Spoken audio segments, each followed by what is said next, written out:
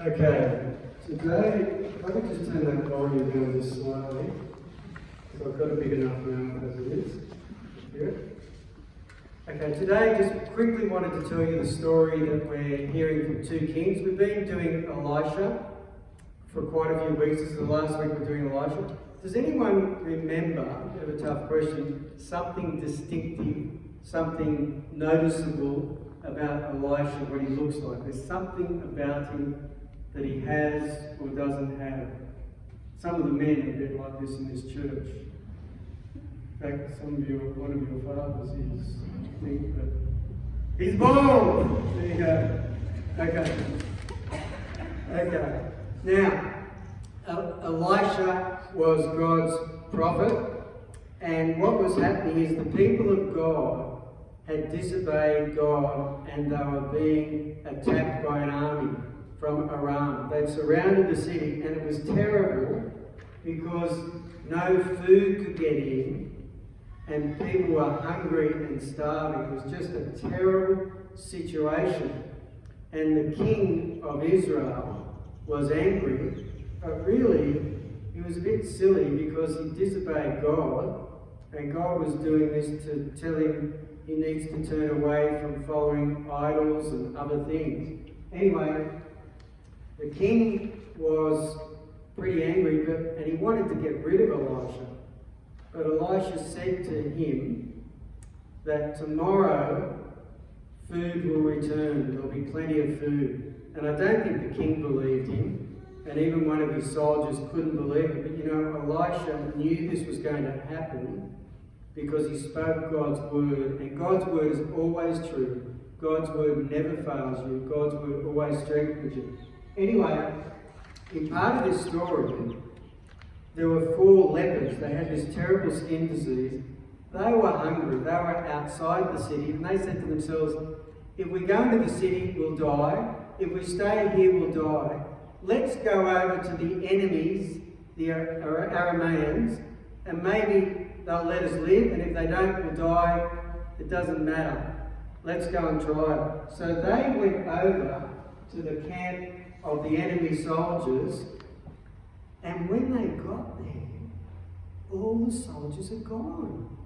And it was amazing. And the Bible tells us that God sent a sound, like the sound of another large army coming, and they all got scared. In fact, that can happen to a lot of people. We can get scared of nothing.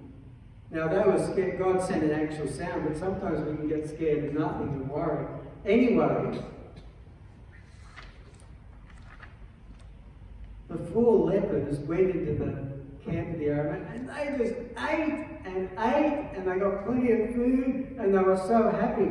And you know, this story in the Old Testament, it's really a story of the gospel of Jesus, because without Jesus, we're dead. We're starving spiritually, but he provides through us. He provides through his death on the cross to strengthen us. And then these 4 lepers said, this is good news. And I'm going to read you what they said. It's in 2 Kings chapter 7 verse 9. Then they said to each other, what we're doing is not right. This is a day of good news, and we're keeping it to ourselves. If we wait until daylight, punishment will overtake us. Let's go at once and report this to the royal palace. You see, they had good news and they wanted to tell other people. And that's like with us.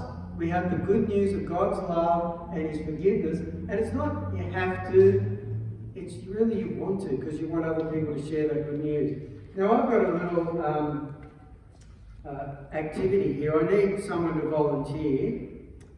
You need to sort of be able to speak a loud voice and read. I've got some good news instructions. I need quick, anyone volunteer? Go-to person, thank you. All right, let me tell you the instructions.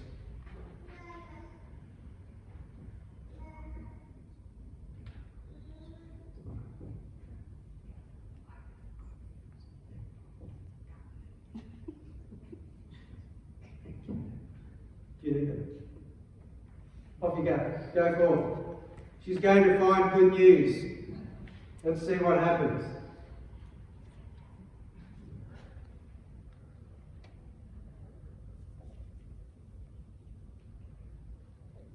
It's pretty obvious the big bag.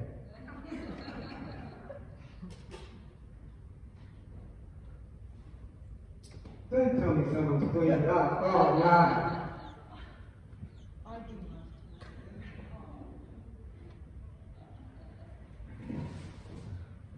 Come up to the front.